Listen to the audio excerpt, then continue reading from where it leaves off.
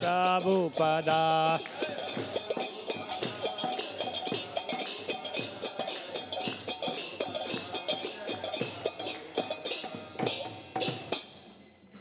Sri Guru Charana Padma Kevala Bhakati Sadma.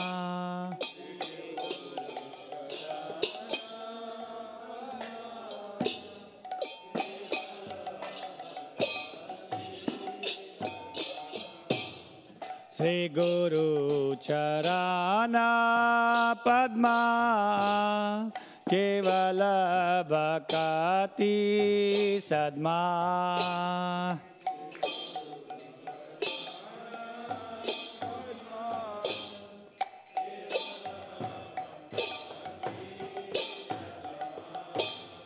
Bandho moi savadhana bhate.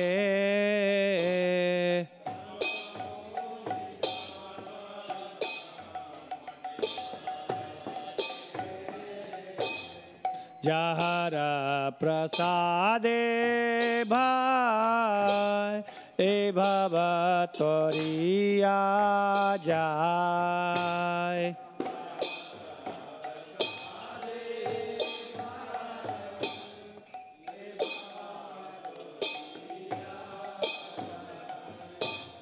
Krishna prapti hoy jahan aite.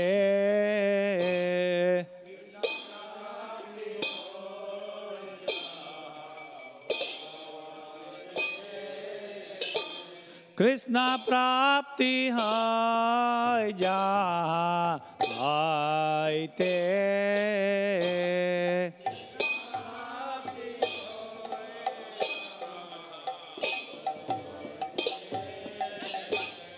Guru Mukha Padma Vakya Chitte te koribo aikya.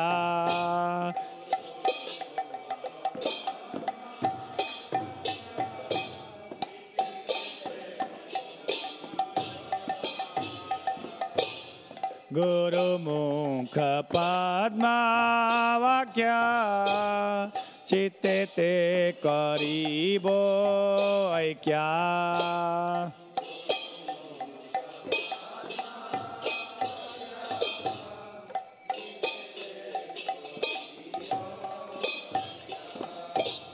Arana kariha mane asa.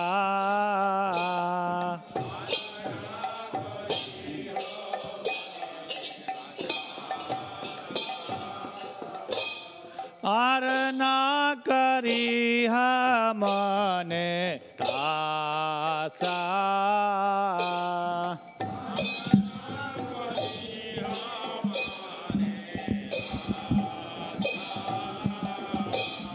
Sri Guru Charane Rati Aise Uttama Gati.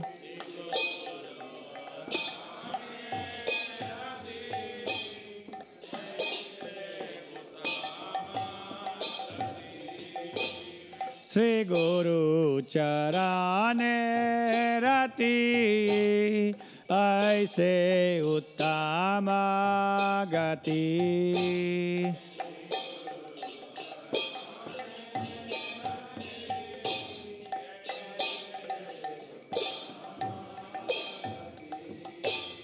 Je prasade pure sarva asa.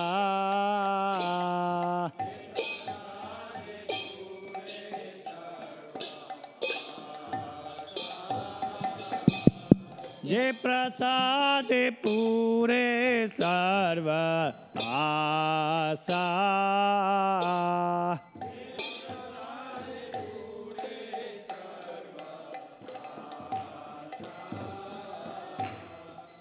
चक्षुदान दिलो जय जन्मे जन्मे प्रभु से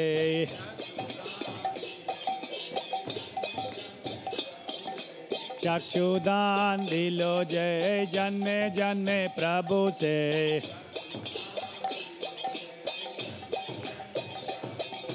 दिव्य ज्ञान हृदय प्रकाशित,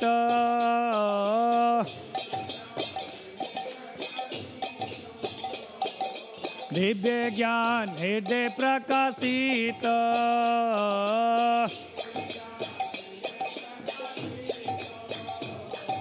प्रेम भक्ति जहाँ होते अविद्या विनाश जाते।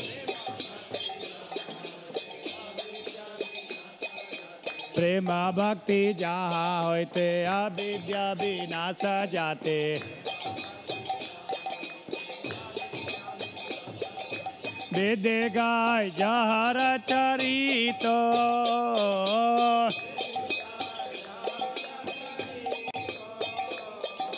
वेद गाय जहर चरिता।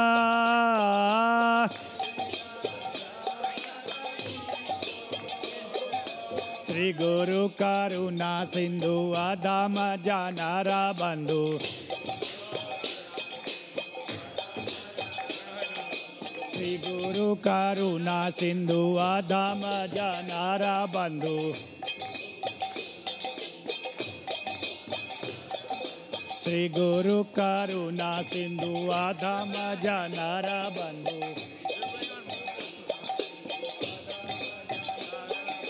लोकनाथ लोकेरा जीवाना,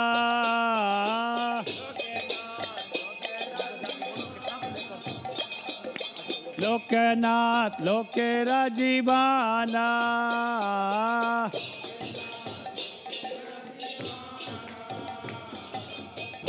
प्रभु करो दया देहो मोरे पद छाया।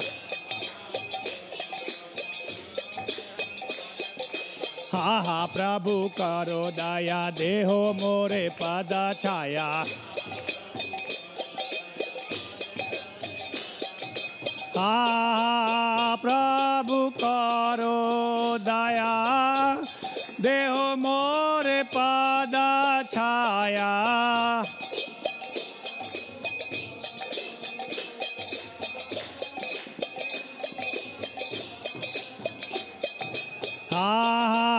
प्रभु करो दया देहो मोरे पद छाया।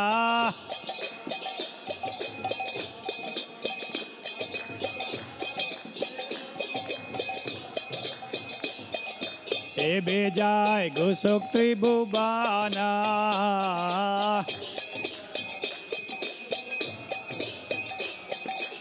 दे गाय जहर चरित।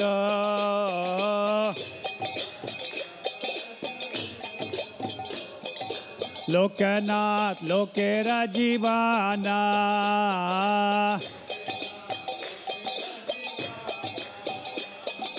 एबे जास गुसुक त्रिभुवना।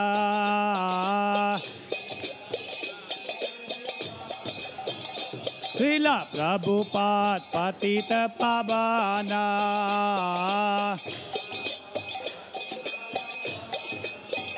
श्रीला प्रभुपाद पतित पावना।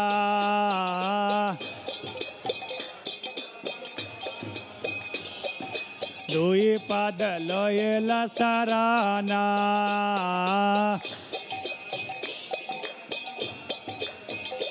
जय प्रभुपदा जय प्रभुपदा जय प्रभुपदा जय प्रभुपदा।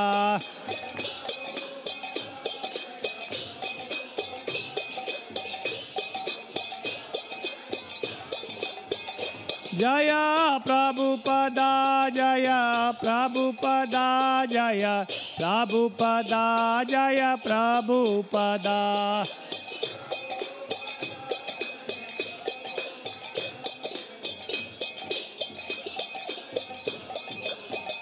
प्रभुपाद प्रभुपाद प्रभुपाद प्रभुपाद।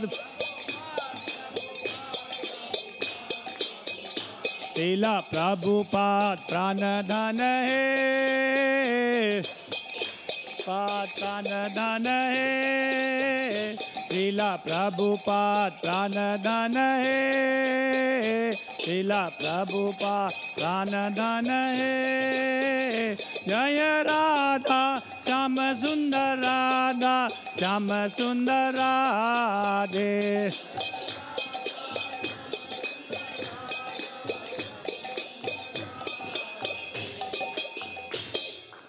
नमः ओम विष्णुपदाय कृष्णपृष्ठाय भूतले श्रीमते भक्ति वेदांत स्वामिनः इति नामिने नमः।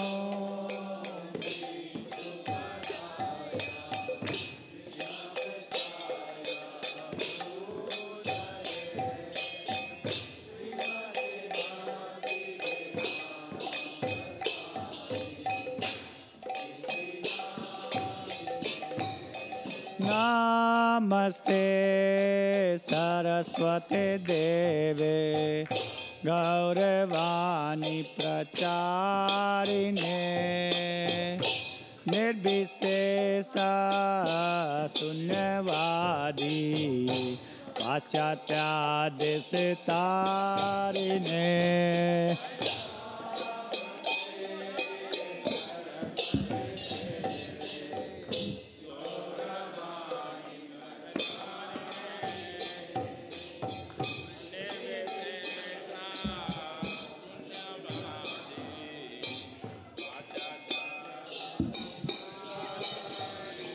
जय श्री कृष्ण चैतन्य प्रभु नित्यानंद श्री अद्वैत गदाधर श्रीवासादि गौर भक्तवृंद।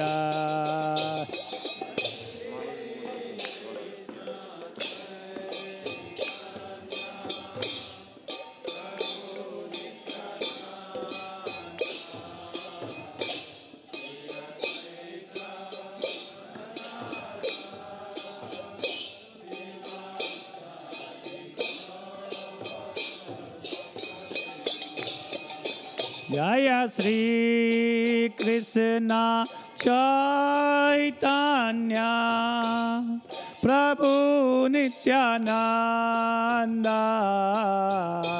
श्री अद्वैत गदाधर श्रीवासादि गौर भक्तवृंद।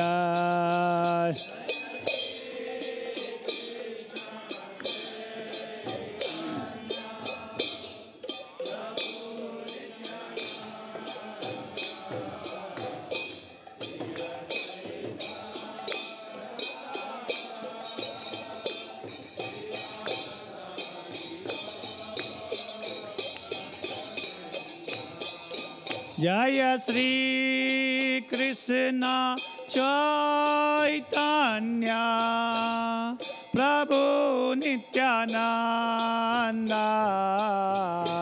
श्री अद्वैत गदाधर श्रीवासादि गौर भक्तवृंद।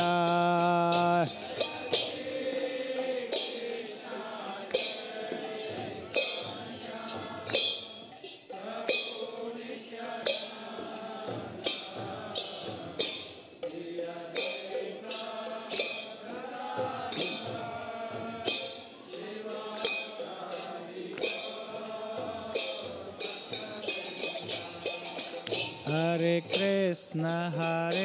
Krishna Krishna Krishna Hare Hare Hare Ram Ram Ram Hare Hare.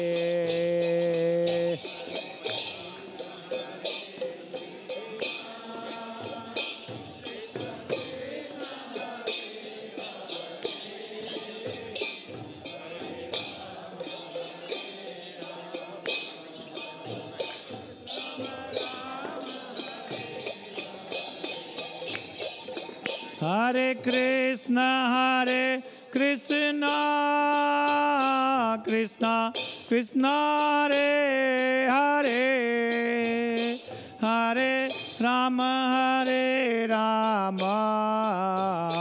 Rama Rama, Hare Hare.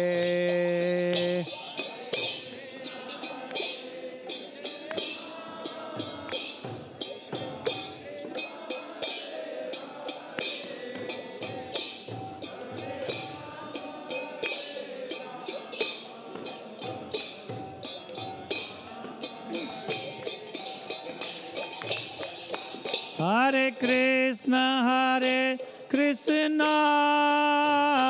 Krishna Krishna, Hare Hare, Hare Rama, Rama Rama, Hare Hare.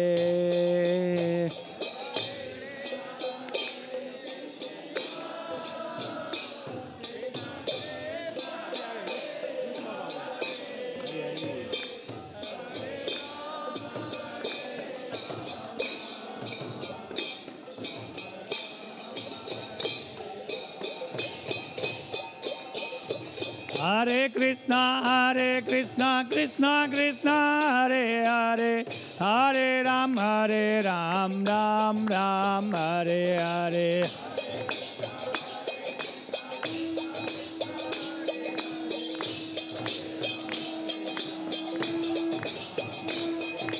Hare Krishna, Krishna Krishna, Hare Hare, Hare Ram, Ram Ram, Hare Hare.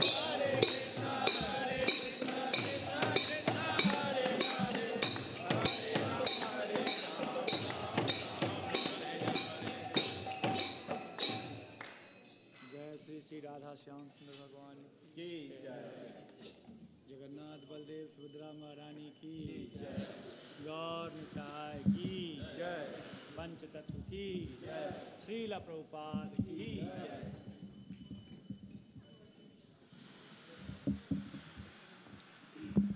Nama Om Vishnu Padaya Krishna Prishtaya Bhutale Srimate Bhakti Vedanta Swaminiti Namine.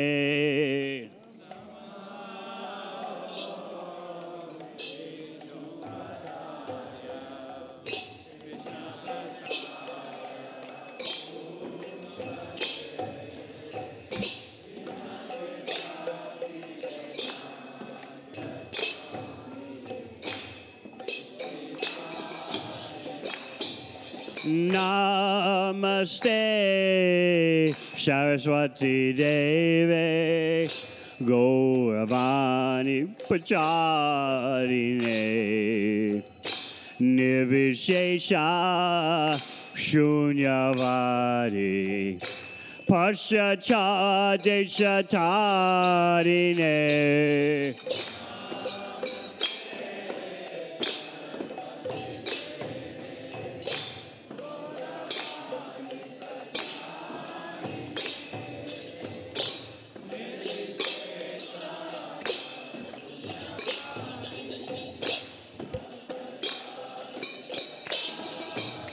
Ki bajayo jai Gaurachande Arotika Shobha.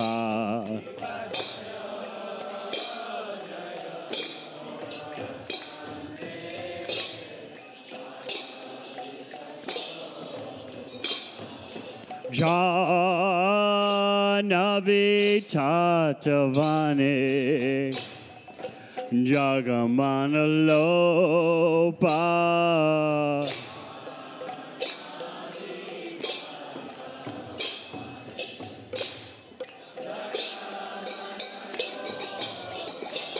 Dakine Nitai Chan Ban me ga da da da.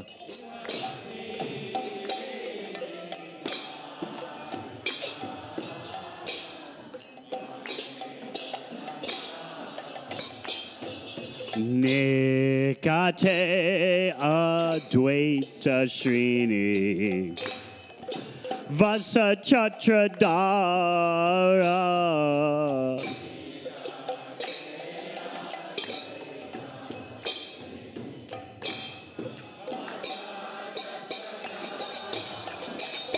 Basi Ache Gorachan Ratna Singhasane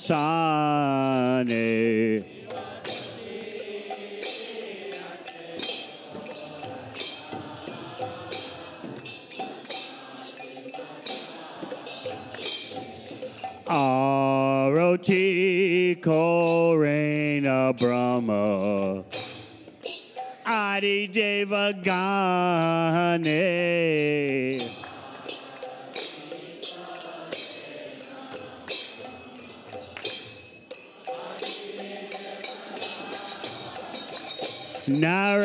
Nara Hari Adi Kohari Chamara Dulaya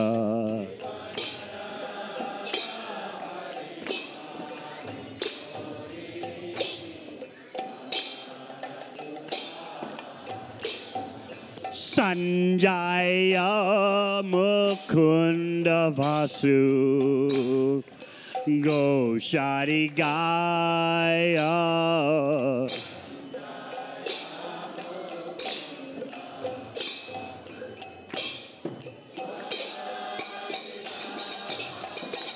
Shankar Baje Ganta Baje Baje Karatala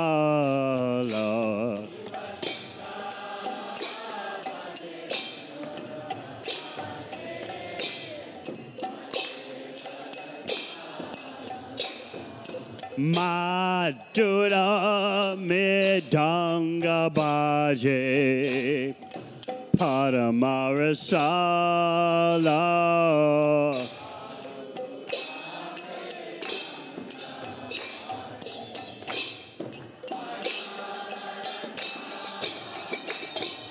Shankar Baje Ganta Baje Madhu Madhu Madhu Baje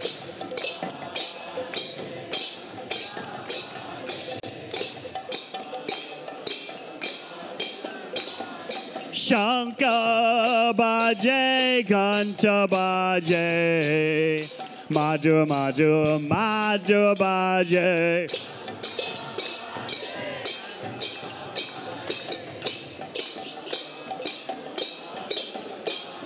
Shankar Baje Ganta Baje Madhu Madhu Madhu Baje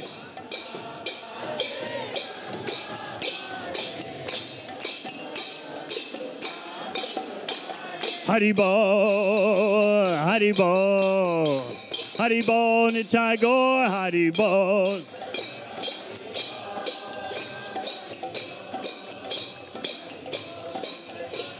Nitai Gaur Haribol, Haribol, Haribol, Gaur Haribol.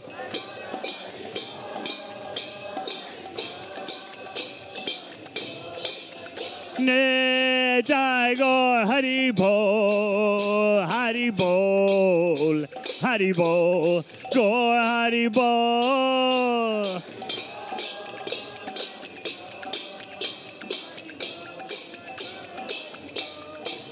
Bahu Koti Chandra Jini Varna Ujwala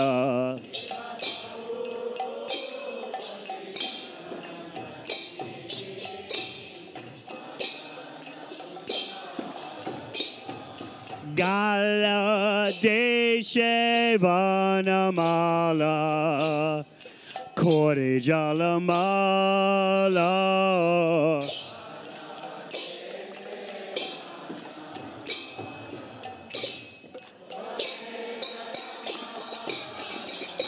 Shiva Shuka Narada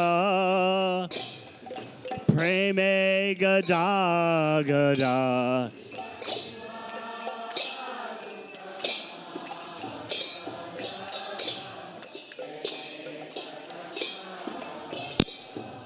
Baka Tivinoda Deke Gora Rasampada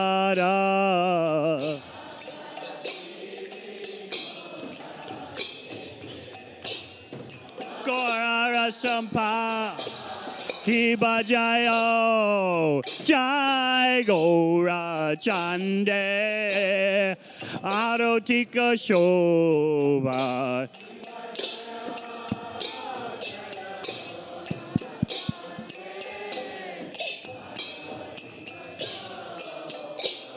Janave Tatavani Jagamana Lopa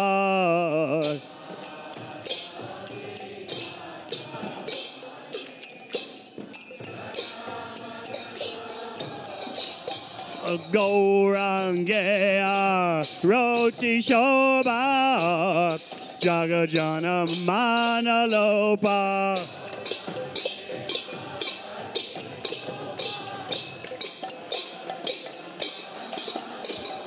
Gaurangea Roti Shobha Jagajana Manalopa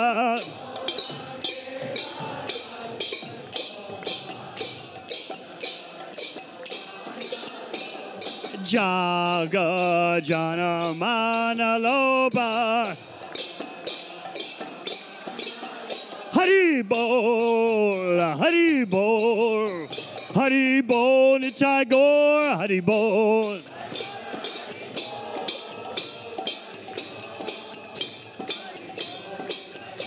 Nitai Gaur Hari Bol Hari Bol Hari Bol Gaur Hari Bol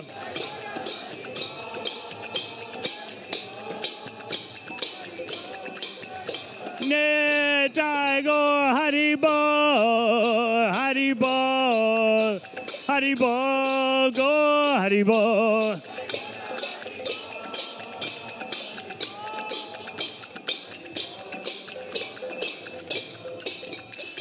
Shri Krishna Chaitanya Prabhu Nityananda Shri Advaita Gadadhar Srivas Sari Gaur Bhakta Vrinda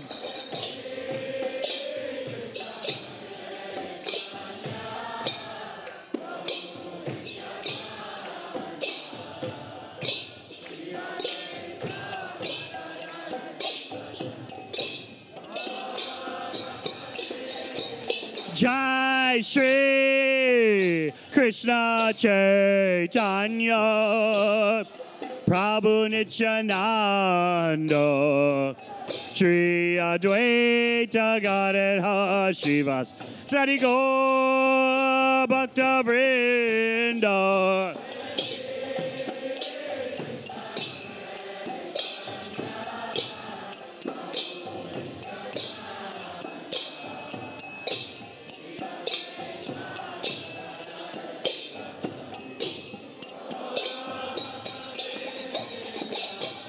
Shri Krishna Chaitanya Prabhu Nityananda Shri Advaita Gadadhara Srivas Sari Gaur Bhakta Vrinda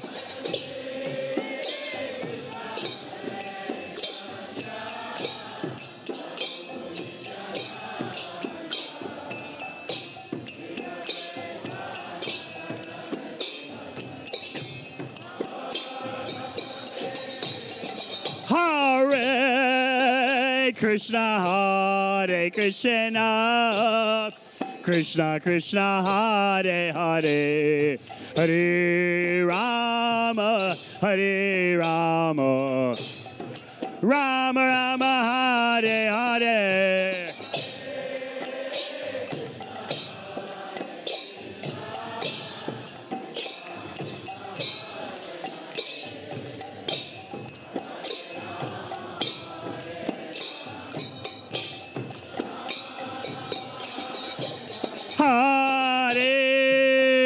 Hare Krishna, Krishna Krishna, Hare Hare, Hare Rama, Hare Rama, Rama Rama, Hare Hare.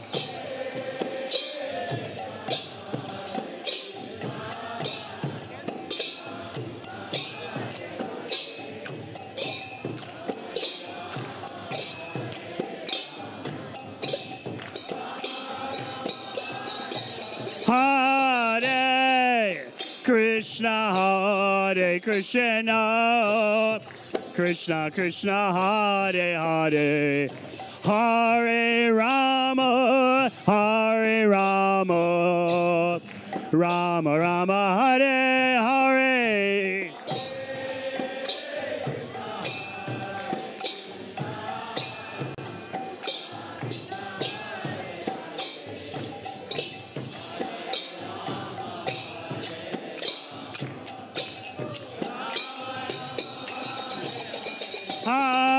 Hare Krishna, Hare Krishna, Krishna Krishna, Hare Hare, Hare Rama, Hare Rama, Rama Rama, Hare Hare.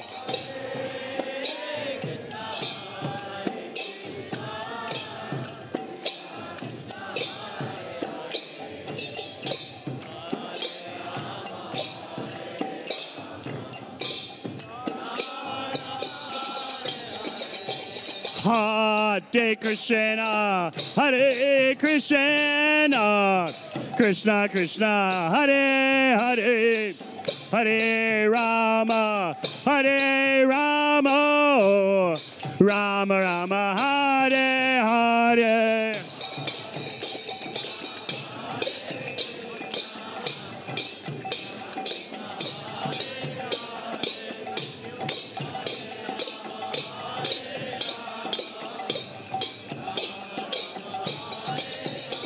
Hare Krishna, Hare Krishna, Krishna Krishna, Hare Hare, Hare Rama, Hare Rama, Rama Rama, Hare Hare.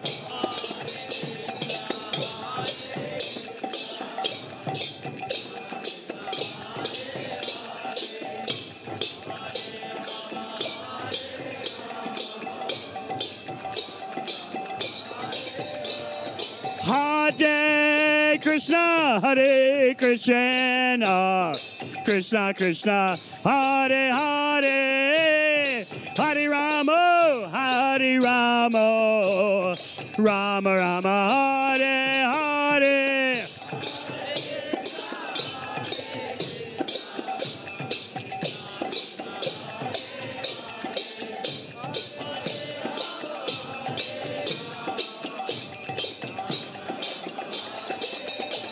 Hare Krishna, Hare Krishna, Krishna Krishna, Hare Hare, Hare Rama, Hare Rama, Rama Rama, Hare Hare.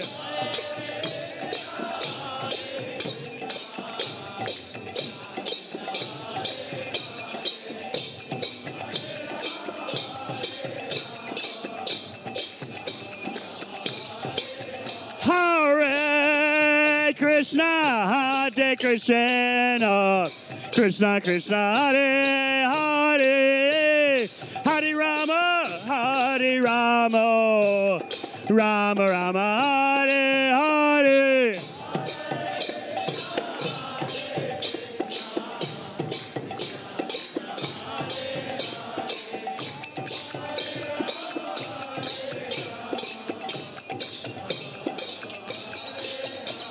Hare Krishna, Krishna Krishna, Hare Hare, Hare Rama, Rama Rama, Hare Hare.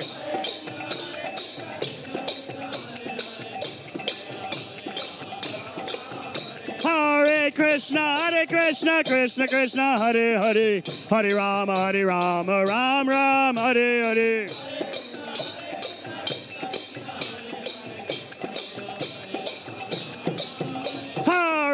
Krishna, Krishna Krishna, Hare Hare, Hare Rama, Rama Rama, Hare Hare.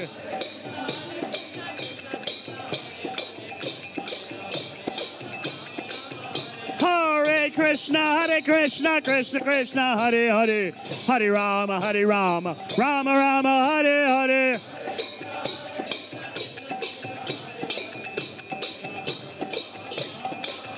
Hare Krishna, Krishna Krishna, Hare Hare, Hare Rama, Rama Rama, Hare Hare.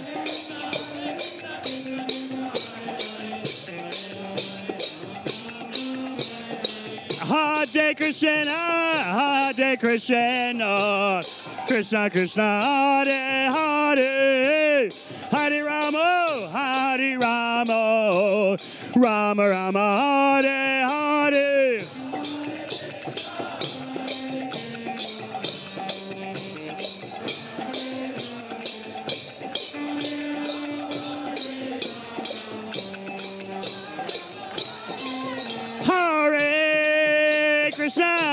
Hare Krishna, Krishna Krishna, Hare Hare, Hare Rama,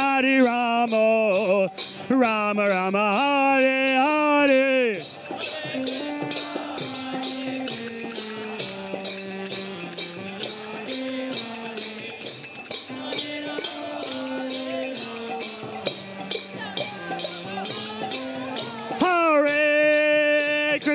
Hare Krishna, Krishna Krishna, Hare Hare, Hare Rama, Rama Rama, Hare Hare.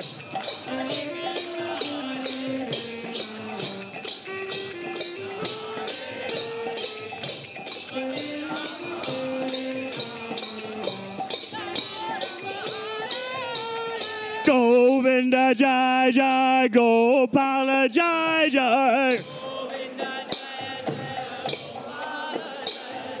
Govinda Jai Jai, Gopala Jai Jai. Radha Ramana Hare, Govinda Jai Jai. Radha Ramana Hare, Govinda Jai Jai. Hey, Govinda Jai Jai, Gopala Jai Jai. Govinda Jai Jai, Gopala Jai Jai. Radha Ramana Hare, Govinda Jai Jai. Radha Ramana Hare, Govinda Jai Jai. Govinda Jai Jai, Gopala Jai Jai. Hey, Govinda Jai Jai, Gopala Jai Jai. Radha Ramana Hare, Govinda Jai Jai. Radha Ramana Hare, Govinda Jai Jai. Radha Ramana Hare, Govinda Jai Jai. Radha Ramana Hare, Govinda Jai Jai. Govinda Jai Jai, Gopal Jai Jai. Hey, Govinda Jai Jai, Gopal Jai Jai. Radha Ramana Hare, Govinda Jai Jai. Radha Ramana Hare, Govinda Jai Jai. Radha Ramana Hare, Govinda Jai Jai. Hare Krishna, Hare Krishna, Krishna Krishna, Hare Hare, Hare Rama, Hare Rama, Rama Rama, Hare Hare.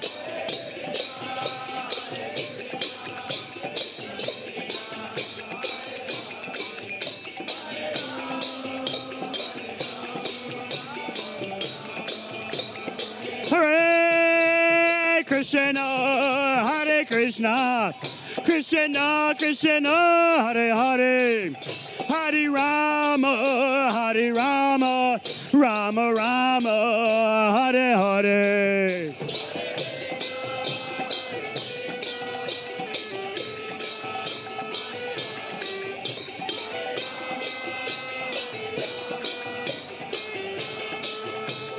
Hare Krishna, Hare Krishna, Krishna Krishna, Hare Hare, Hare Rama, Hare Rama, Rama Rama, Hare Hare.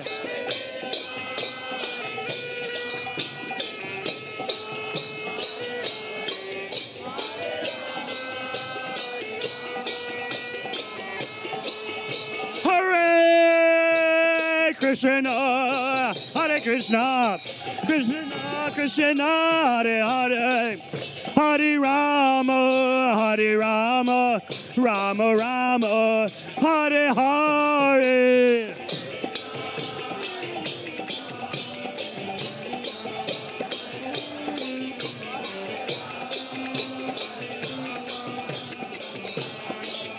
Hare Krishna, Hare Krishna, Krishna Krishna, Hare Hare, Hare Rama, Hare Rama, Rama Rama, Hare Hare.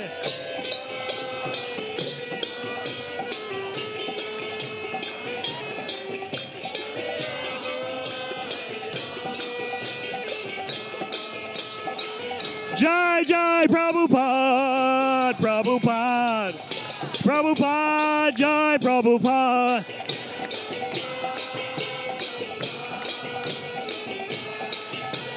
Nitai Gaur Hari Bol, Hari Bol, Hari Bol, Gaur Hari Bol.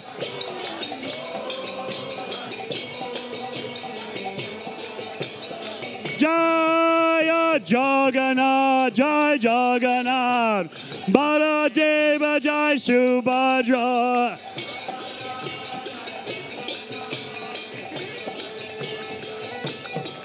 Jai Radha Shamsundar, Radha Shamsundar Radhe. Jai Radha Shamsundar, Radha Shamsundar Radhe. Jai Radha Shamsundar, Radha Shamsundar Radhe. Jai Radha Shamsundar, Radha Shamsundar Radhe. Jai Radha Shamsundar, Radha Shamsundar Radhe. Gaur Premanande. Jai Om Vishnupam Sabadana Jakacharya Astatara Satasi Srimad A.C. Bhaktivedanta Swami Maharaj Srila Prabhupada Ki Jai Om Vishnupam Sabadana Jakacharya Astatara Satasi Srimad Bhakti Siddhanta Saraswati Thakur Prabhupada Ki Anantakoti Vaishnavini Ki ISKCON Founder Acharya Srila Prabhupada Ki Namacharya Srila Haridas Thakur Ki Prem Shakaho Sri Krishna Chaitanya Prabhu Nityananda Sri Advaita Gadadhar Srivasadi Gaur Bhaktivinoda Ki Shri Sri Radha Krishna Gopa Gopinath Shama Kun Radha Kun Giri Govardhan Ki Vrindavan Dham Ki Navadvip Dham Ki Ganga Mai Ki Yamuna Mai ki, Tulasi Devi ki, Bhakti Devi ki, Samaveda Bhakta Vrinda ki, Gaur Premanande. All glories to the assembled devotees. All glories to the assembled devotees. All glories to the assembled devotees. All glory to Sisi Guru and Gauranga.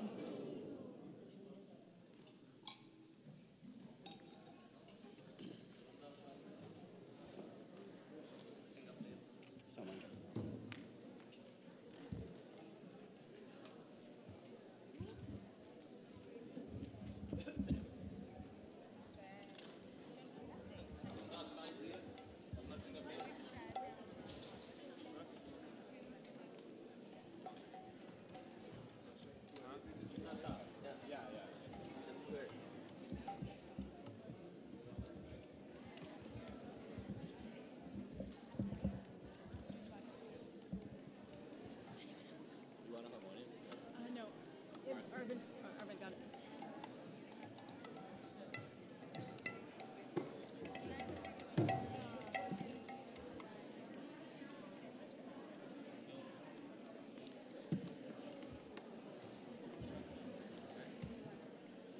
Namaste Narashinghaya.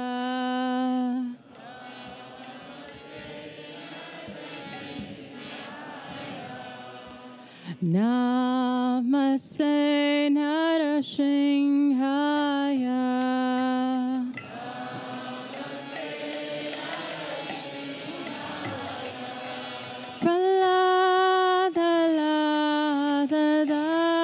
Praladadaine.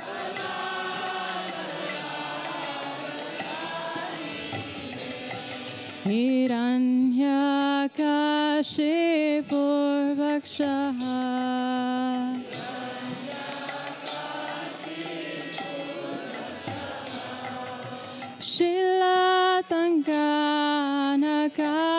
Shilatangkanakalae.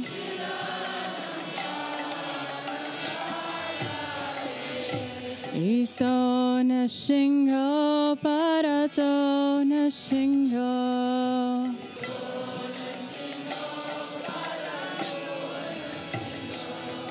Bahir na shingo. Yato yamitato na shingo.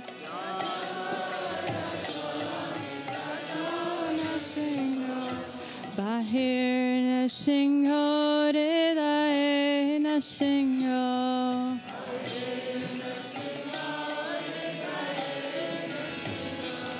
Nara shinga matim sharanam papade.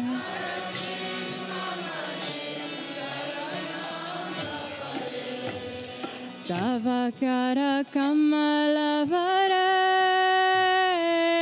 naka madbhuta shingam dalita hiranyakashipu tanubhingam keshavadita narahari rupa Jai Jagadish Hare Jai Jagadish Hare Jai Jagadish Hare Makara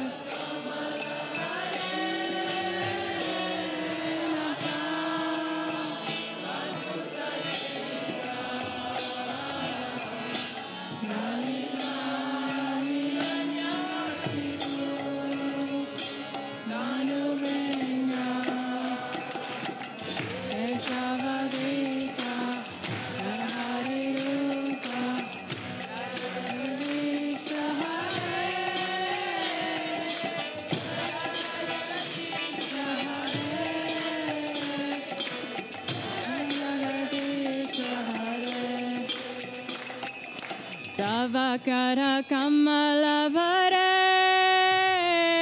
naka madbhuta shinga Hiranyakashipu Tanuvringam Keshavadita Narahari Rupa Jai Jagadish Hare Jai Jagadish Hare Jai Jagadish Hare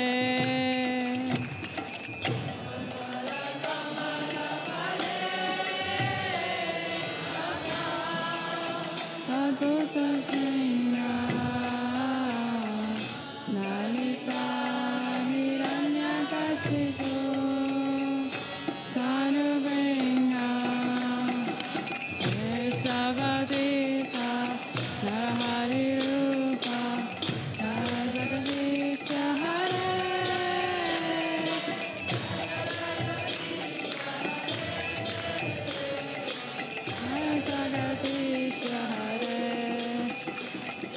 Jaya Jagadish, Jaya Jagadish, Jaya Jagadish Hare.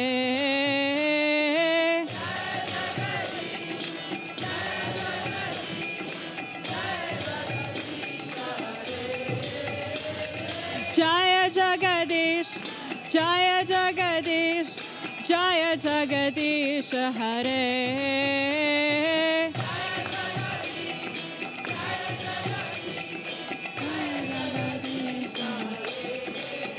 Jaya Nashingadev, Jaya Nashingadev, Jaya Nashingadev, Jaya Nashingadev.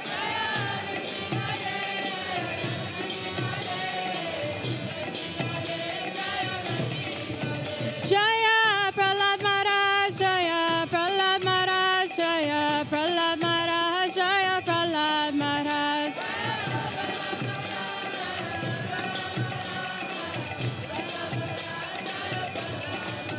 Jaya Jaya Prabhupada, Prabhupada, Prabhupada, Jaya Jaya Prabhupada.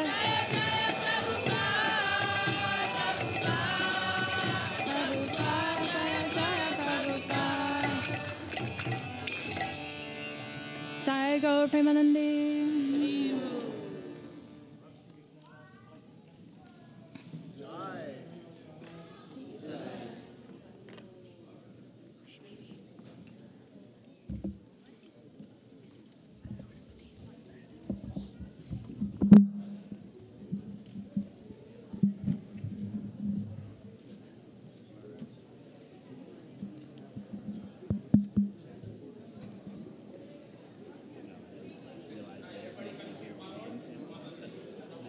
Hare Krishna. We request devotees to please move few feet, at least 2 feet forward in the front.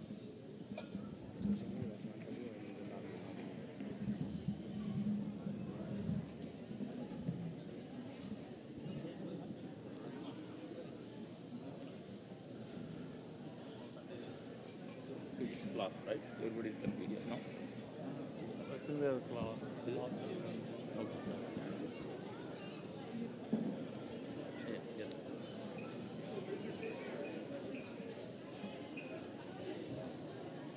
Hare Krishna. So we request all the devotees to please take your seats. Sunday school children, if you have class today, please go to the community hall. The younger children.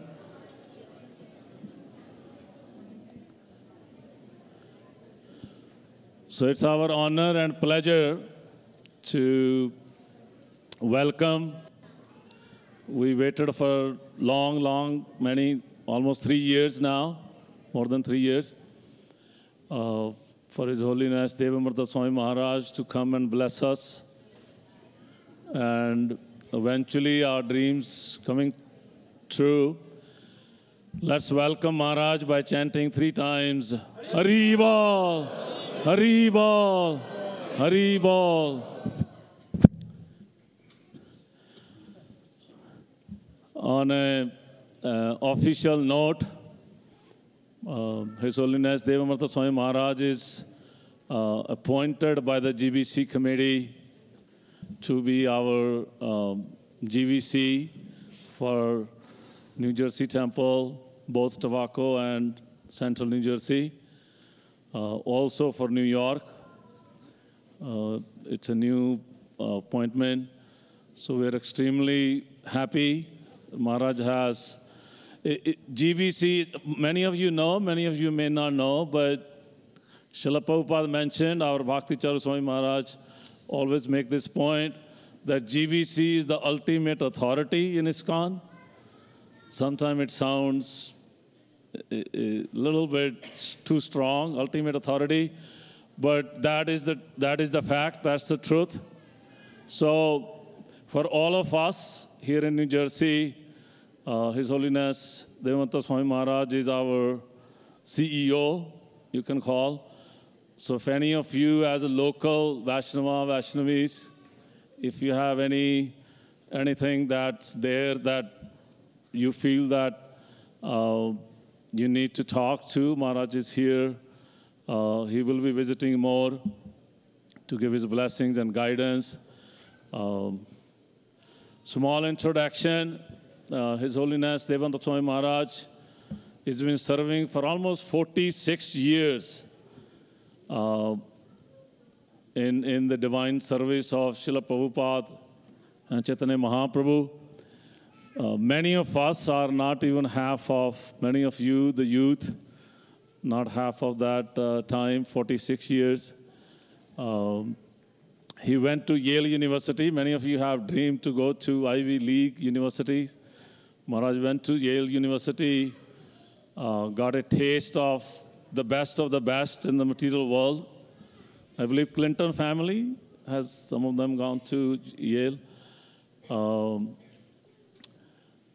But then when he decided at Yale after graduation that he doesn't want to pursue the materialistic lifestyle with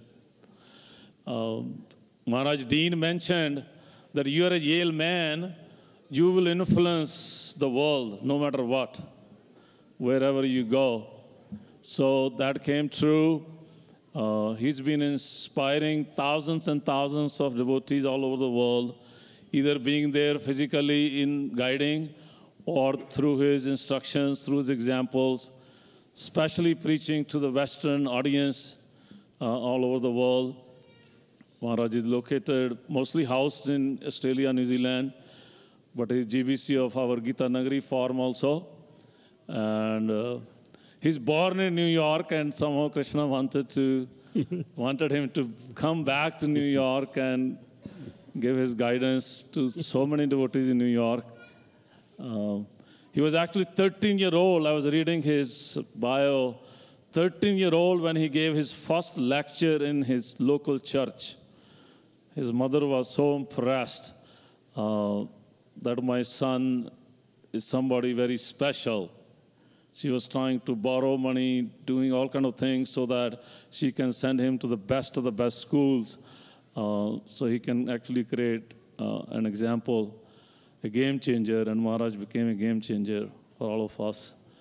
So let's thank Maharaj with a grateful heart that he has agreed to guide us in the service of his divine grace, again by chanting 3 times, Hari Bol, Hari Bol, Hari Bol. Thank you so much, Maharaj. We also welcome, there are 150 wonderful youths from our ISKCON youths. We feel a little pride in our heart by saying our, because most of you are grown up in our ISKCON Srila Prabhupada's family. So we're really proud of all of you coming from all over the US, Canada, Chicago, Seattle, Florida, Pennsylvania, so many places, coming and blessing us and chanting and dancing. And I'm sure we will hear wonderful kirtans from 8 to 10. So we really welcome you and thank you again by chanting 3 times, Hari Bol, Hari Bol, Hari Bol. We also thank Rasanath Prabhu, our dear Srila Prabhupada's disciple, Mitra Sen Prabhu, Bishara Prabhu. They're also here to engage us in the service of His Divine Grace, Srila Prabhupada. Thank you very much. Hare Krishna. Om Jnanatimidandasya Gyananjana Shalakaya Chakshun Militang Yena Tasmai Sri Gurave Namaha. Jai Sri Krishna Chaitanya Prabhu Nityananda Sri Advaita Gadadhara Sri Vasari Gaur Bhaktavrinda.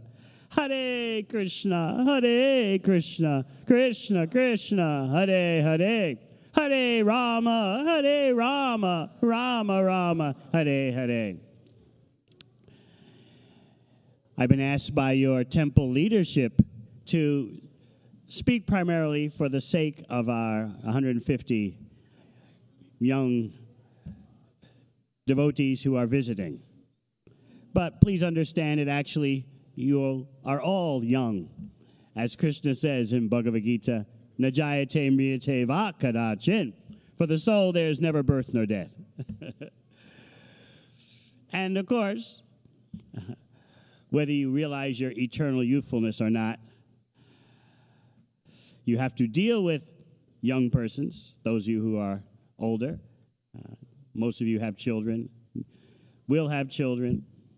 So what we're going to discuss is relevant indeed for everyone, whether you realize that you are eternally youthful or whether you understand that you have to deal with persons whose bodies are youthful. Just like Bhagavad Gita speaks on two levels. Krishna addresses the material level as well as the pure spiritual level. Krishna tells Arjuna material incentives, like for one who has been honored, dishonor is worse than death. And happy are those Kshatriyas, Vedic warriors, who get an opportunity for a fight based on dharma so they can go to the heavenly planets. But is that the concern of Bhagavad Gita? Is that what Krishna is presenting as the aim? No.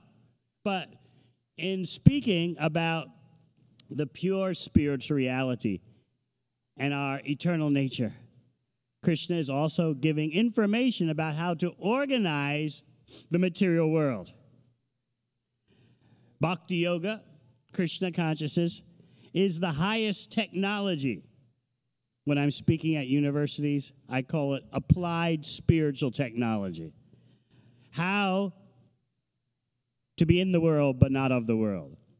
Anyone from a Christian background may recall that according to the New Testament of the Bible, Jesus says you have to be in the world but not of the world. But there's no information given about how to do that. This is actually the height of mystic power. How to be in the material body, how to be in the material world, but not be affected. The Bhakti Yogi knows how to do that. So let us consider the situation of the young generation today. We'll give you some statistics so you can understand what's going on. Just like in the 7th canto of Bhagavatam, you'll find Prahlad Maharaj speaking to his schoolmates, all sons of asuras, all sons of demoniac fathers. Yet Prahlad was explaining to them what the realities are. He told them, Komara acharet pragya dharman bhagavataneha durlabham manasam janma tadapya dhruvam artadam. From the very beginning of life, you should take up the science of Bhagavad Dharma. Or, as Prabhupada paraphrases it, if not from the very beginning of life, then at least from whatever point in life you understand that this is what must be done. Still, better Komar, do it as a child, since childhood. Durlabham manasam janma. This human body is very difficult to get. So, not only our young people here, but our older ones can do this exercise. next time you look in a mirror, whether in the restroom here or in your home or the mirror in your car, you can look and see, I have a material body. How rare that is. But we often don't think like that. Oh, this body, everyone's got a body, I've got a body, you've got a body. But to have a human body is a very special gift. What else does Prahlad Maharaj say to his 5-year-old friends? Tanapya dhruvam artadam. Even though the body is adhruva, temporary, still it has artha, it has value.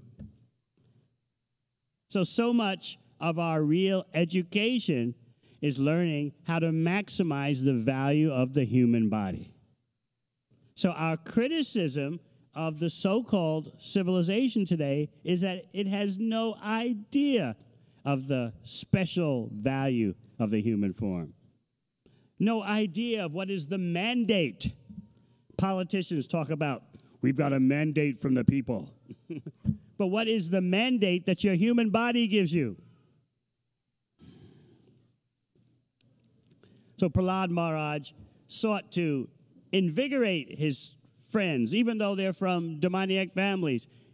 He was giving them a strong dose of reality, a reality check, followed by the connection to Krishna.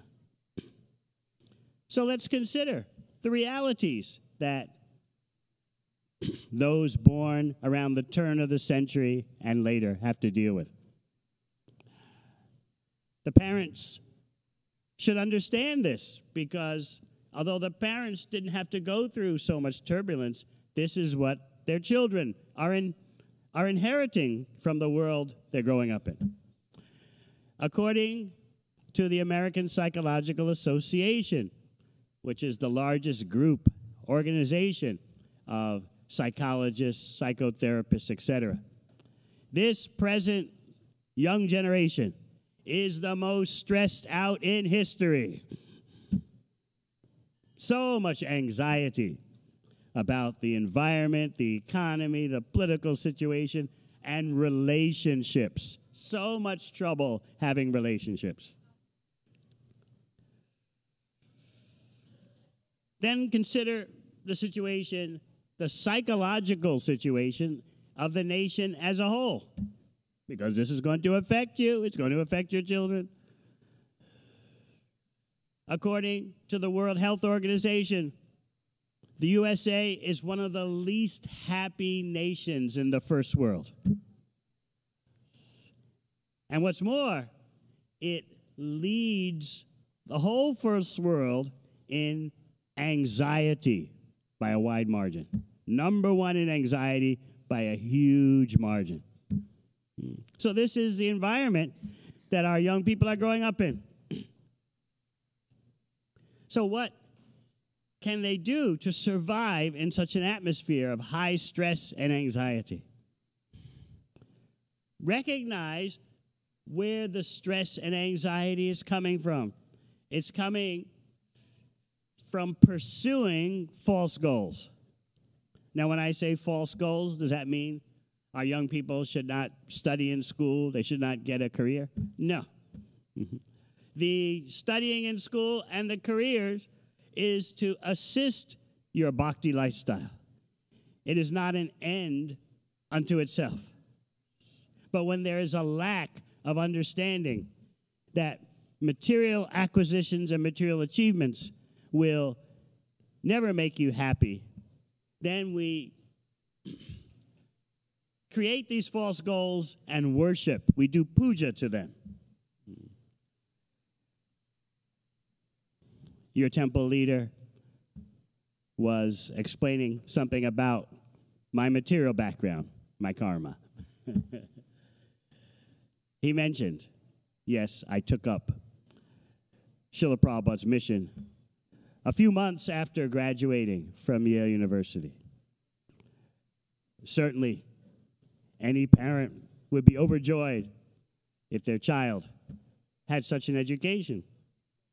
But let me tell you some statistics, not to discourage you in your studies, but so that you're aware of all the realities that are affecting your life as you make your way through material existence, as our young people seek to find themselves. In the New York Times a few months ago, the information was given that Yale University has released the data that at least half of their students during their 4-year stay there are so stressed and full of anxiety that they seek out mental counseling. At least half. So what's happening here? What's happening to the dream, to the American dream? So again, please, parents, don't panic. I'm not suggesting your children don't study. I'm not suggesting that your children don't have a career. But we need to understand the whole picture. Our young people need to understand the kind of society that they are growing up in and how it's affecting them. Prahlad Maharaj cut to the chase in terms of analyzing anxiety. Remember, Prahlad's father picked his 5-year-old boy up on his lap, smelling his head as a sign of affection. Even though his father was so demoniac, still, for his son, he had affection. He wanted to raise his son to be a good materialistic demon. So he hugged his son on his lap and asked a simple question. My dear boy, what's the best thing you learned in school today? The answer astonished his father. Prahlad's answer astonished the father. Prahlad said, Tat sadhu manye asuryavarya dehina sada samadvigya dhyama sat grahat. Prahlad told him, the best thing in school that I've learned today is that anyone who identifies with the material body and takes material goals as all in all, anyone like that must be in anxiety. Not just for the moment, but sada samadvigya, always in anxiety. So these are things that we're not taught in school. So yes, while pursuing education, while pursuing the career, we should understand that these things in and of themselves will not satisfy us. This is known even by the best psychological researchers. They corroborate, they confirm what the Shastra is saying. For example, when you deal with happiness, you're dealing with something perceived by the human mind. In Bhagavad Gita, Krishna refers to material happiness and distress as a mental concoction. It's a movie production that you make in your mind. Contemporary psychological research shows that human beings have an inbuilt problem in predicting what will make them happy. So, of course, all our young people want to be happy, yes? All the older people want to be happy, too. But what's going on? What's the problem? The problem is, just as Krishna says in Bhagavad Gita, mental concoction. So contemporary psychological research shows that human beings have something called an impact bias. It's an inbuilt thing about the human mind that you cannot accurately predict the emotional bang that a future achievement, experience, or acquisition will give you. There's something about the human mind that you always overestimate. Oh, when I get this, when I get that good job, when I get those good grades, when I meet that right person, oh, I can just feel it now, how wonderful it's going to be. So even in this age of Kali, the contemporary psychological research points out human beings always exaggerate this in their mind. things never turn out to have the same bang, the same impact that you forecasted. So if you want to know, especially our young people here, you want to know the fancy terms for all this, there's several. Emotional forecasting. You're just like forecasting the weather. Similarly, you forecast the emotional impact that you'll get when you make the big money, when you meet the right person, when you get the big house. But it's all a mental concoction. As Krishna says, you can't accurately predict. You're always victimized by the movement of the mind. You think, oh, it'll be so significant when I get this. Of course, we have to point out, it's not simply the young persons who are victimized by this. It affects everyone of all ages.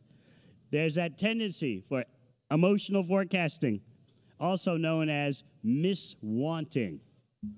Human beings have a problem understanding what they want, but even if they think they understand it, they can't get it. This is Maya, a mystical production, as Krishna says in Bhagavad Gita. Daivi Esha Gunamai Mamamaya Dharatyaya. Krishna says this material energy of mine is so intense, it's such a brilliant production, you can't see your way through it. Except Mam Eva Ye Prapajyante Maya Metam Tarantite. If you do things my way, then you can see your way through this illusion. Otherwise, not possible. So this miswanting, the problem of the impact bias, is a classic example. There's so much psychological research that confirms what Krishna has said for millennia. For example, you naturally think, we'll pick some examples. If you won the lottery, how much is the New Jersey State Lottery worth? No one wants to admit they buy lottery tickets, okay? Anyway, how many millions? 400 million. 197. 497. So there's you with your emotional forecasting have no doubt that if you won the New Jersey State Lottery for $497 million, you would be significantly happy. Just think, $497 million. You put a little in the hundi, and then the rest.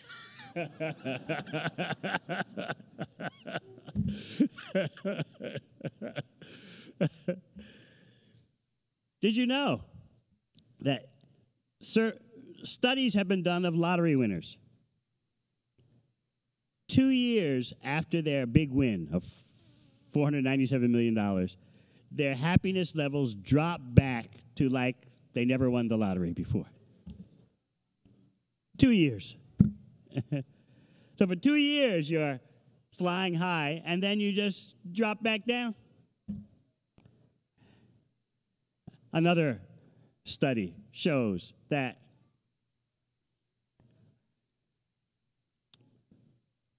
of course, most people look towards marriage, finding that right person, that life partner. Oh, what a happy day it will be. Marriage ceremonies, and afterwards. How long does the honeymoon effect last? Studies have shown that after 2 years, your happiness levels drop back down to the same level before the event took place.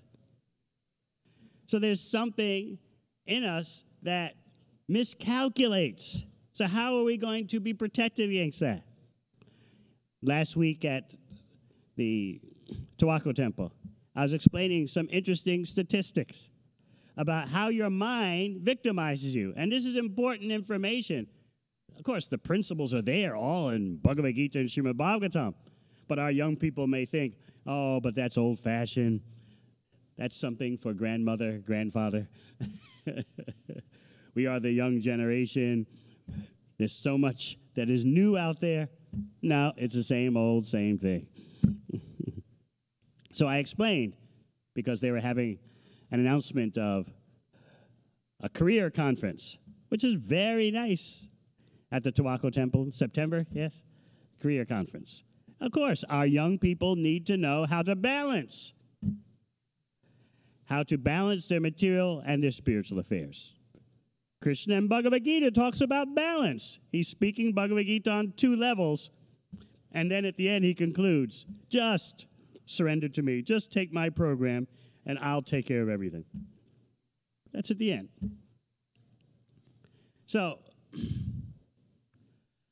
I pointed out, and this is how precise the research is. You would think that you'll be happier with a raise at work.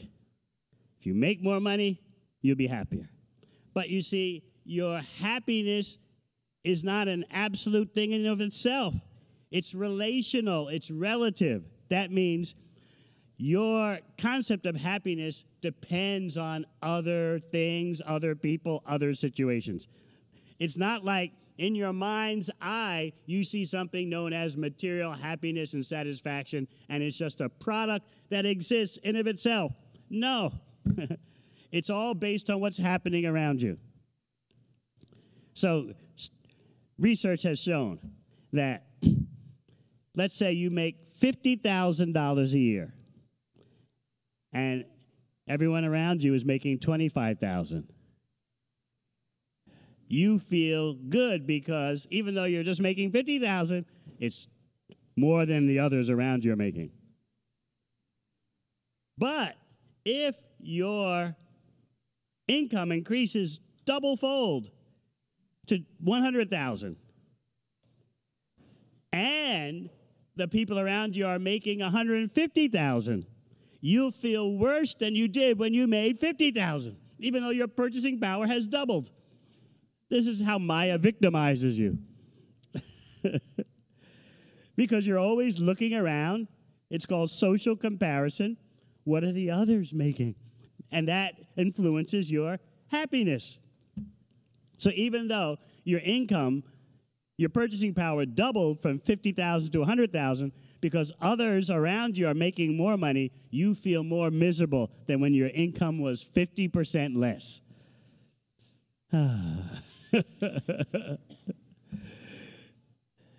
How do you keep your mind from being victimized by all this? Fortunately, we have the process of Bhakti Yoga, Krishna consciousness. The Maha Mantra keeps us from surrendering to a crazy mind. Other research has shown that, for example, you think, if I get a raise, if my income increases, I'll be happier. I'm making $50,000 now. If I would make $100,000, that's what I really need. In other words, you evaluate how much income you need. Now I'm making 50. I think that 100 would be satisfactory. What happens, though, when you make 100? You start thinking, I think 150 would be satisfactory. And it keeps on going like that. Maya does not let you be satisfied. So, in fact, some social scientists, if any of our young people are looking for a cutting-edge field, you become a behavioral economist. Combination of an economist and a psychologist. So the behavioral economists have calculated that for every $1 that your income increases, your expectations increase by $1.40. With computers, you know, you can calculate anything. They've analyzed. So if you're making $100,000 more, your expectations go up by $144,000. So you never get to the end of it. This is misery. This is anxiety. Then, amongst the many problems that bring about anxiety in the pursuit of material happiness. You've heard the expression that it's the American dream, right? Do you know why they call it the American dream? Because you have to be asleep to believe it. So while you're dreaming, the things that even you're getting lose their attraction. They lose their attractiveness. The fancy terminology for this is called adaptation, or hedonistic or hedonic adaptation. The thrill always fades, just like with a carbonated beverage. If you leave it open, the fizz goes away. So any material achievement or acquisition or so-called happiness is like that. This is victimization. Krishna explains in Bhagavad Gita. He says, Dukkalayam shasvatam. The material world is temporary and miserable. But we know that's an exaggeration, right? We know it, right? It's just meant to inspire us to chant Hare Krishna. You know? It's not really the bottom line. And anyway, you need some material happiness, right?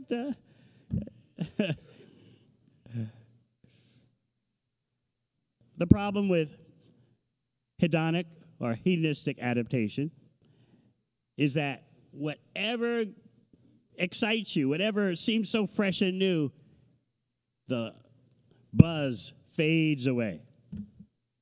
So you keep trying one thing after another, one thing after another, one thing after another. This is called the hedonistic or hedonic treadmill. Any of you use a treadmill? Yes. You run and run and run, but you're not getting anywhere in terms of distance. So because of the problem of adaptation, your brain gets accustomed to something that at first gave you such a blast, such a thrill. Your brain no longer reacts to it in a way that gives you the impression of freshness and excitement. This is victimization by the illusory energy. Krishna explains in Bhagavad Gita the effect of the time factor. Sakalinaha mahata yoga nashta prantapa. Because of the effect of time, even the clear meaning of Bhagavad Gita dissipates, becomes lost. And what to speak of the effect of time on our material pleasures, our material enjoyments, our so-called successes. So I've given you just a handful of many examples of how we have a problem with material goals. Does that mean we should not study, we should not work? All those things are necessary, but they will not make us happy in of themselves. If we use those things to support a Krishna conscious lifestyle, that is much different. Therefore, we advocate spiritual economics, going to work to give, not simply going to work to get. In Srimad Bhagavatam, it is stated that you should not perform your occupational activities for material purposes. So then why should you do them? We do them to support our Krishna conscious lifestyle.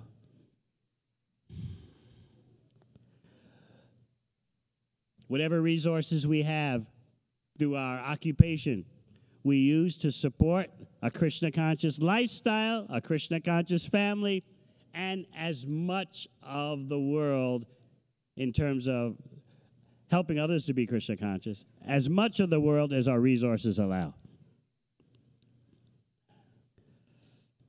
If you have a little, you use part of that little to help others understand Krishna.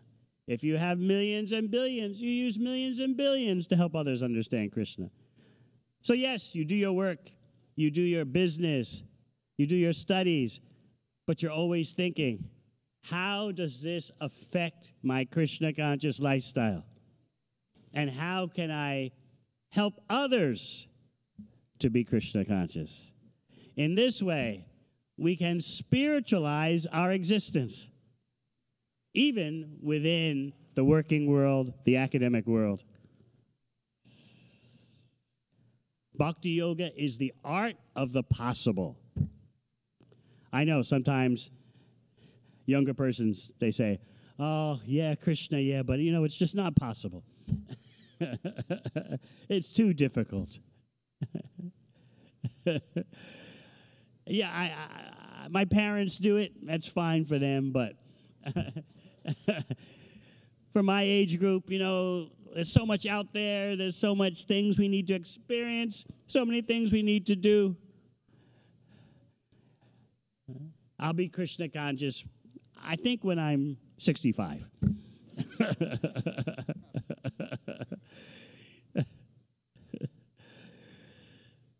In this way, we think that the bhakti practice is for old people. But what do you think I was going through at the age of 21? That's when I started reading Bhagavad Gita.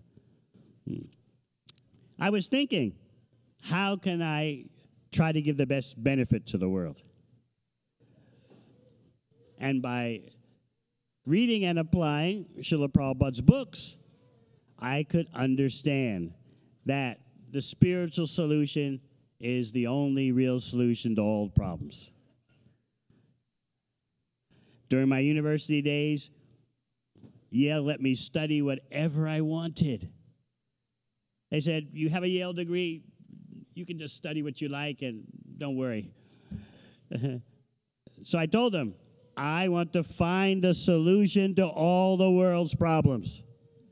I said, very good. That is what the university is actually meant for. We wish that when we were students, we had the courage to pursue that kind of goal. So please go right ahead. You study what you like, and then with a wink in their eye, they said, and if you find a solution to all the world's problems, come back and let us know. In other words, there's no solution. And indeed, I found out there's no material solution. So that same potency in executing Krishna consciousness can work for anyone. Some persons choose the renounced sort of life. Other persons, most, choose family life. But still, just like Arjuna, he's a military man, he's a family man, yet Krishna spoke Bhagavad Gita to him. Just to stop our excuses.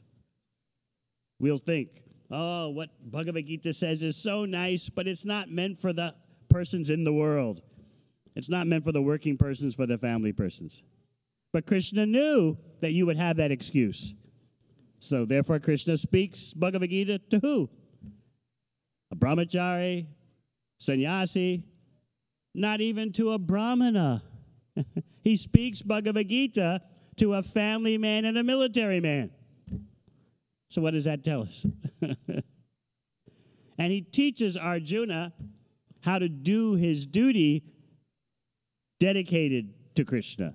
Ma manusma yujam cha. Fight and think of me. Be in the world, but not of the world.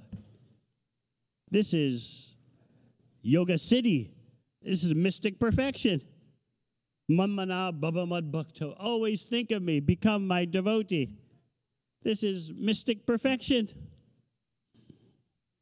And by pursuing the real goal of human life, you stay free from all the illusions that are packed into the material mind.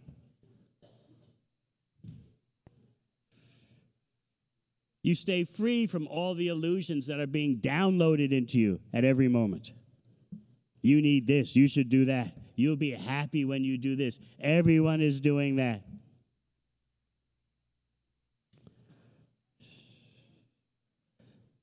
So much research has showed how dependent we are on outside stimulation. For example, did you know? Again, from the field of behavioral economics.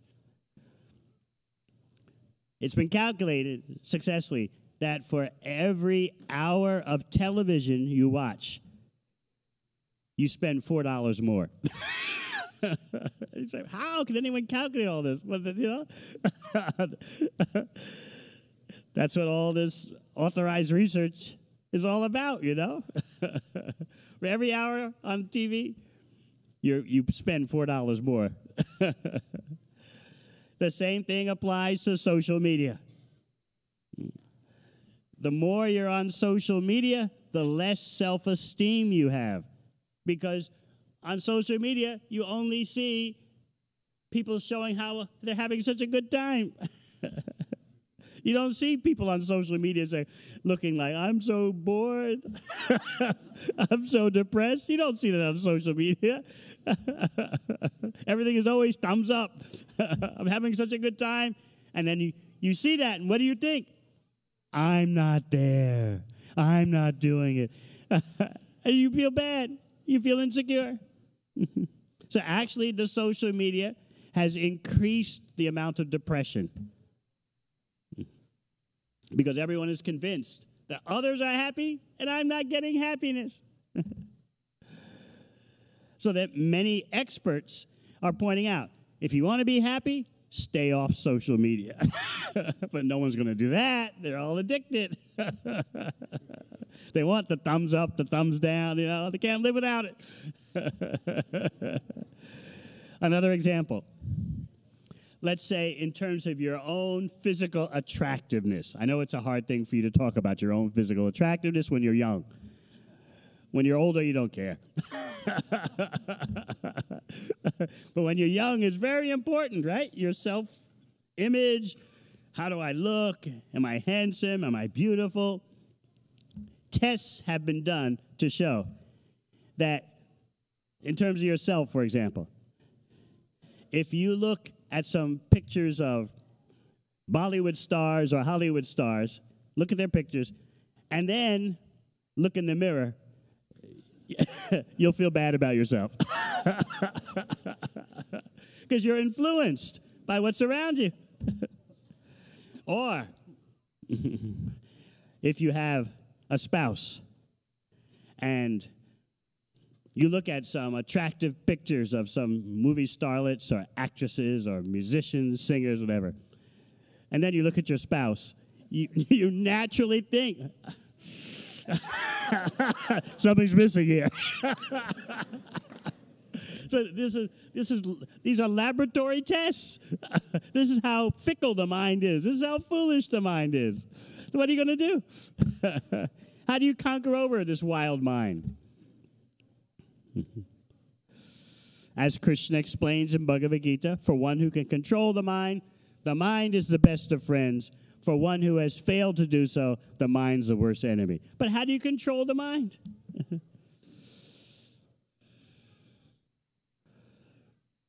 What can you do that will make a permanent peace settlement with the mind? Not just a temporary peace settlement, but permanent. You need engagement, activity beyond the mind. And that's what Krishna is offering in devotional service. That's why he says, always think of me. Always think of what will please me. Always think of how you can please me even more. Then your mind is conquered. Otherwise, no solution. These behavioral economists have no solution. They can study and research and point out all these tricks that the mind does. But you know what? They themselves admit that even though they study it all and research it all and do all these laboratory tests, they themselves fall victim to the same thing because they have no superior shelter, no superior standpoint. Knowing is not enough. They need a lifestyle change. So this is why we stress the purity of Krishna conscious living, because when there's pure living, your knowledge changes, your awareness changes. You become free from victimization, and you can help others to live a life of real integrity and spiritual character. So this is what our younger generation can do. This is what our older generation can do. Everyone is dealing with the same problem. I want to be the independent controller and enjoyer. That will make me happy. So Bhagavatam is trying to deprogram you out of this. Unless we taste something better, we will not give up the illusion. You know that. How Krishna explains in 2nd chapter of Bhagavad Gita, Param Drishta Navartate. You can't repress yourself. You've got to have something better. Then the mind will stop concocting that, oh, just get this and you'll be happy. Just do that and you'll be happy. You need superior knowledge and superior lifestyle.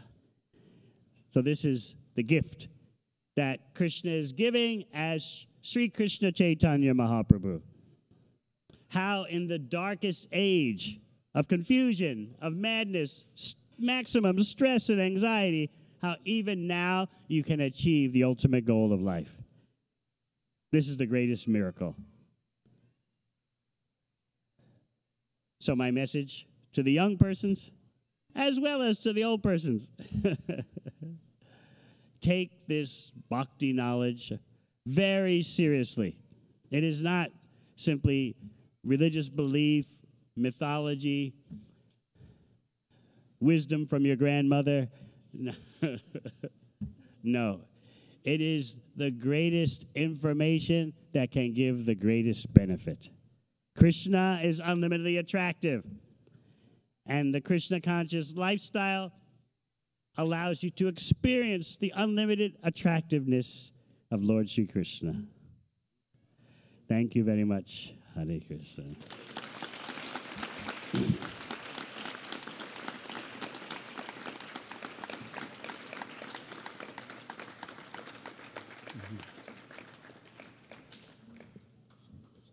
Anyone has questions, please? You can Yes, please ask questions, especially our younger guests.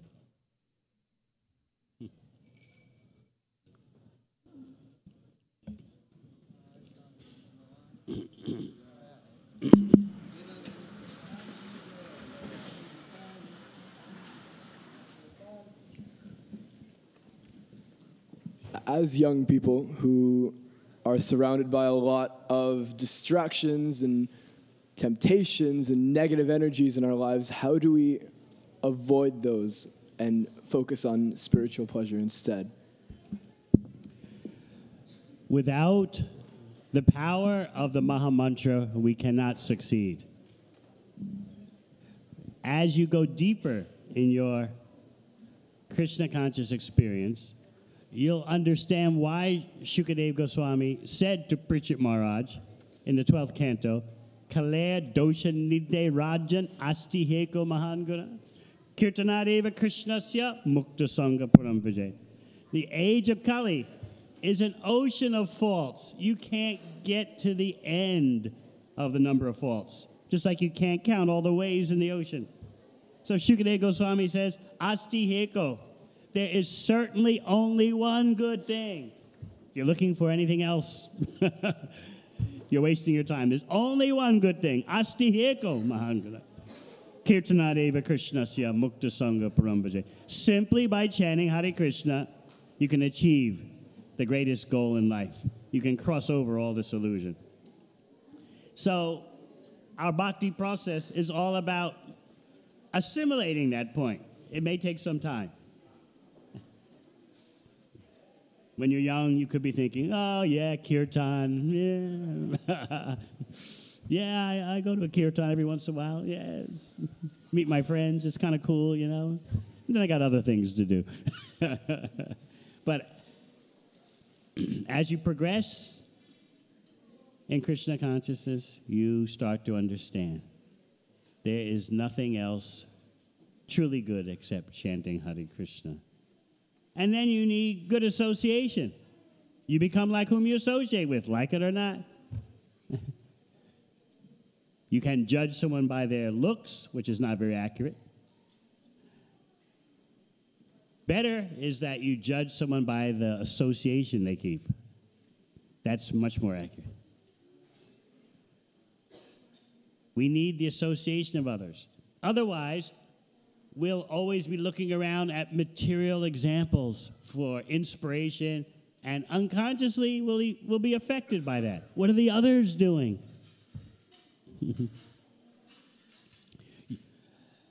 If I had more time, I would explain how there is no such thing as material happiness as an absolute entity unto itself. It's always relative. That means it's always in relationship to what someone else is doing and what someone else is saying.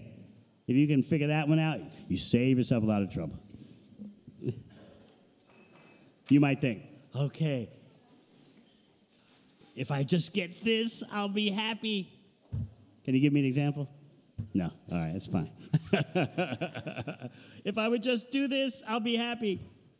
But whatever you're thinking, it's because you saw it in someone else, you heard it from someone else, it's been downloaded into you. So you don't have your own concept of material happiness. You've taken on someone else's song, someone else's beat. Okay? You have to be bhakti smart to see your way through this. Otherwise, we're just victims all our life. Very nice question. Thank you. Well, we want to hear from the young ones. I know you're eternally young, but yes. I was just gonna ask, like, to follow up with his question about after temptations and stuff, and you said to engage in kirtan as your service, but what about other services? How do you begin to engage in other services in knowing what you would like to do for Krishna apart from, like, kirtan services? Yes. When we're doing kirtan, when we're doing japa, we are begging to engage in Krishna's service. That's the natural outcome of kirtan and japa. Where's the service for my senses? So it's very good that you understand that. We need dynamic engagement for our senses. That's what the kirtan and japa is all about. We need to look for service opportunities, and service opportunities should be presented to us. Otherwise, how can we live? How can we make any spiritual advancement without service opportunities? Krishna appreciates so much any little thing done for his pleasure. We often think, I have to do something big. Only then will Krishna notice. Make one step forward in devotional service. Then take another step and another step. Soon you start to see it's natural. So yes, you pointed out a very important thing. Kirtan and japa means, Krishna, I've served the illusory energy for so long. My mind has been concocting material happiness for so long. Now please engage me in service to your internal potency. That is what kirtan and japa is all about.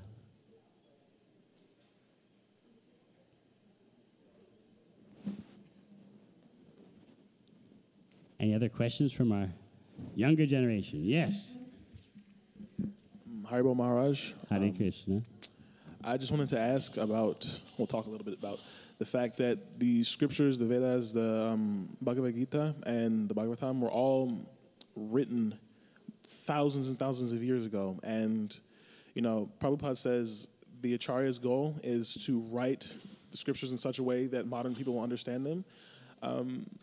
How do we reconcile the fact that, first of all, translations of the original text are going to be inherently biased because it is impossible for... Going to be what? I'm sorry. Where was the last thing you heard? How do you reconcile? Reconcile the fact that translations are inherently imperfect, as there are certain words in, say, Sanskrit that don't directly translate to English. And second of all, how do we reconcile the fact that, you know, some things in the scriptures just don't apply to modern times, and there are things that and the fact that we need more from the scriptures sometimes. Yes, modern times are very crazy. And a lot of things in the Shastra don't apply because people are crazy these days. Bhagavatam is very deep. And we require a proper lifestyle and proper guidance to penetrate to the depths of Srimad Bhagavatam. you read again and again that it's not simply by academic qualification that you can understand Bhagavad Gita or Srimad Bhagavatam. You have to have the appropriate lifestyle. Let me put it this way. If you read my book, Searching for Vedic India, I discuss all this extensively. Vedic knowledge is state-specific. That means according to the particular state of your consciousness, that determines what you can understand. The Western view is your behavior, your personal lifestyle has nothing to do with your intelligence.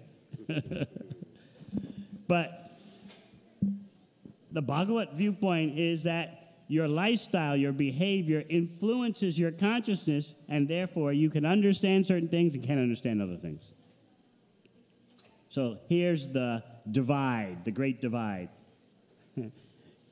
between the East and the West. State-specific knowledge. What you see depends on who you are. People say, what you see is what you get. No, what you see depends on who you are. Who you are determines what you see and what you get. It depends on your state of consciousness. Two persons with differing states of consciousness will react to something completely differently. So you asked a complicated question with several minor questions wrapped in, but I try to take the essence. If you want to know more about these things, I took the time to write a book called Searching for Vedic India, which gets into all that, the history of Vedic knowledge, the difference between how the Rig Veda is perpetuated and how Bhagavatam is perpetuated. Bhagavatam is not about precision of vocabulary. It's about the precision of the message. Rig Veda is all about keeping every syllable precisely the same, because the Rig Veda is about mantras for invoking the presence of demigods, invoking various yagyas. So every syllable has to be the same. So the Brahmins, even to this day in South India, they learn the Rig Veda forward and backwards as a check to make sure no one is changing the syllables. Bhagavatam is not like that. It's the message that is most important, that the acharyas are concerned with. The purport, just like Prabhupada said about his books, he said, actually, anyone can translate. It's not a big deal. He said, but my purports are my devotional ecstasies. His realizations. So those are some points you can think about. Thank you for considering all these things. All right. It's been very wonderful speaking to you all, my first time here. I look forward to being of some service to you all. Thank you very much.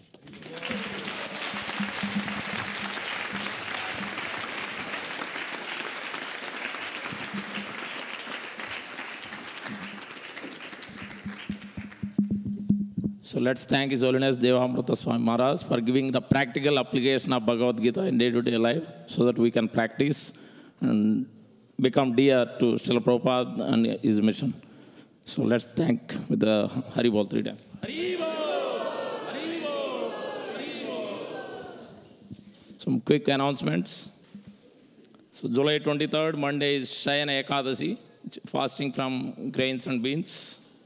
July 24th, Tuesday, Parana time is 5:47 a.m. to 8:59 a.m. Then today is a special day. Lord Jagannath is coming back from return Radha Yatra, and we see that golden attire, Sunavesh. So we don't have any sponsors, and if he sponsors today, if any of you would like to sponsor on this very important and auspicious day, so please contact one of us.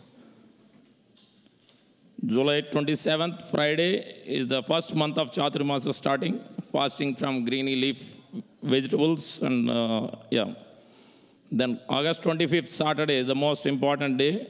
It's the Balaram Purnima, Balaram Jayanti. If you would like to understand the transcendental knowledge, as Prabhu is questioning, then we must surrender, we must ask for the mercy from Lord Baladev, who is giving the transcendental knowledge so that we understand. And then obviously from our Vaishnavas, great Vaishnavas are here. So let's chant Vancha Kalpatarubhyasya and especially blessing all the youth so that they are fixed in Krishna consciousness and helping the mission of Srila Prabhupada. That will be the great achievement for all of us. Vancha Kalpatarubhyasya Krupa Sindhu Bhayevacha Patitanam Pavanebhyo Vaishnavebhyo Namo Namah. Vaishnavandhu ki Jai. So August 25th, Saturday, and August 26th, Sunday, Balaram Purnima, fasting till noon. Saturday is the actual day. We have 4 to 9 p.m. on Saturday program. Please join. Everybody is invited. Please invite all your families and friends and neighbors. Sunday also 5 to 9 p.m. Both days we are going to celebrate. Then August 27th, Monday, is Srila Prabhupada departure for USA. So another great important day for us to remember Srila Prabhupada. We are all indebted to Srila Prabhupada for giving us this transcendental knowledge. The more we pray for him and the more we read his books so that we can receive the mercy through instruction from Srila Prabhupada. September 3rd, Monday, is another very, very important day. We are all looking forward for the whole year. Sri Krishna Janmashtami, the most and the foremost important day. Sri Radha Shyam Sundar ki Jai. So September 3rd, Monday is the actual day. So fasting till midnight. So you're all welcome, the whole day program, but the actual program will be in the evening. So please join here. And then September 4th, Tuesday, is Nanda Mahotsav and Srila Prabhupada's appearance day. So fasting till noon on that day also. So both days are very important. Please mark your calendars. We'll have Shayan Darshan at 8:30. So please come back, take prasad on the other side and come back. I think we have quick announcement from Harini. Continue.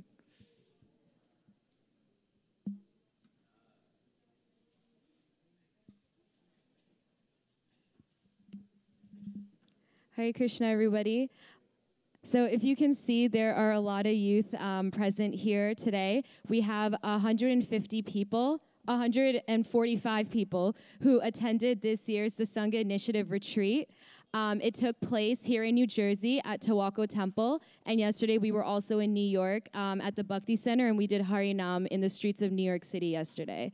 So yeah, let's give that a round of applause.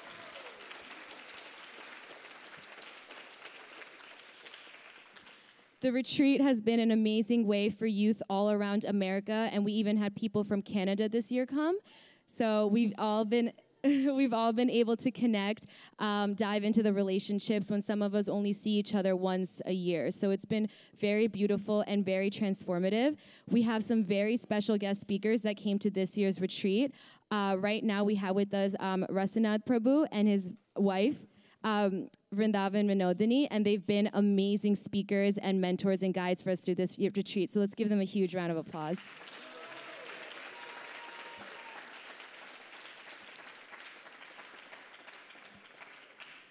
So this entire retreat has been designed for the youth, and all the services, everything that we did for this retreat was created by the youth and done for the youth. So everything from the cooking to the planning, organizing, and to the topics at this retreat were created for the youth. So. So we're going to be doing the Shayan Arti Kirtan today, and that's usually one of our most favorite kirtans that we do at this retreat. So if you will be available for the Shayan Arti Kirtan, we ask you to please stay and dance and chant with us. Thank you.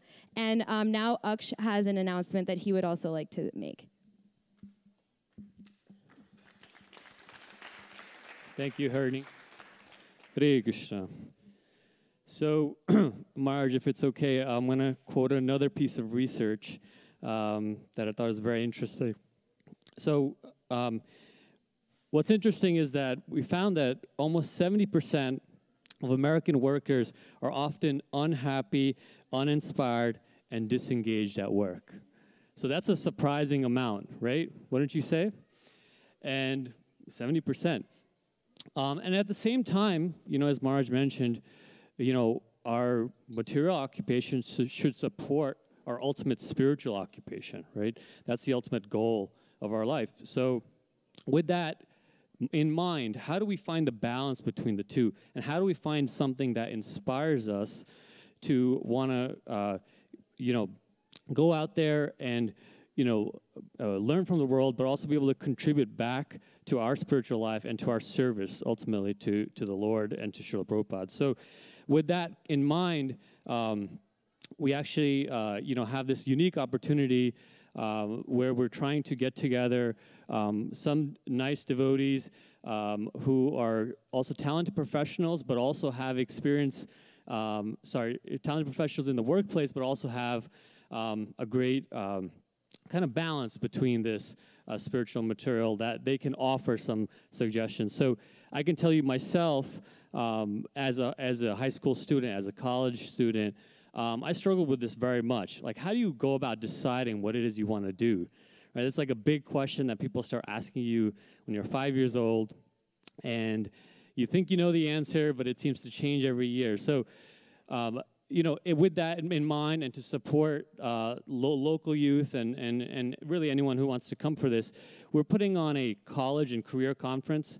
It's in September, and we have some guests coming to share their realizations, as well as local youth. They'll be representing different professions and fields that they come from. So it's a really great opportunity if you're in high school as a senior or junior, or if you're in college your first 1 or 2 years and you're still kind of thinking this through and exploring, it's a perfect opportunity to come out. And if you're older than that and you want to give back to the younger folk, that's also a perfect opportunity to represent. So Rasnath and Vinavan Vinodani Prabhus will also be on there, as well as His Grace Radhika Raman Prabhu will be flying in as well to share his realizations with us. So it's a great opportunity, September 8th. It'll be hosted at ISKCON Tawako, but it's for all of New Jersey, and also really, I would say, mostly East Coast. But again, if anyone's interested in flying from elsewhere, we will make arrangements to make that happen for you. So I have flyers with me. If you're interested, on Facebook, it's called ISKCON College Career as the page. It's also on Instagram and Facebook. So for those of you that have that, we're dovetailing the social media to get them interested in something like this. So, and then one last thing that's a very important point. This is actually not just for students. We think that it's also important that as parents and adults can start to kind of explore how we have some of these conversations and what are different challenges that we might go through. Obviously, I'm not a parent, but parents will be there. Both parents of current high school and college students, as well as parents who've kind of gone through that process and kind of shared their realizations. So if you're interested, I have flyers here in my hand, but again, you can also go online and check it out. So again, thank you very much. Hare Krishna.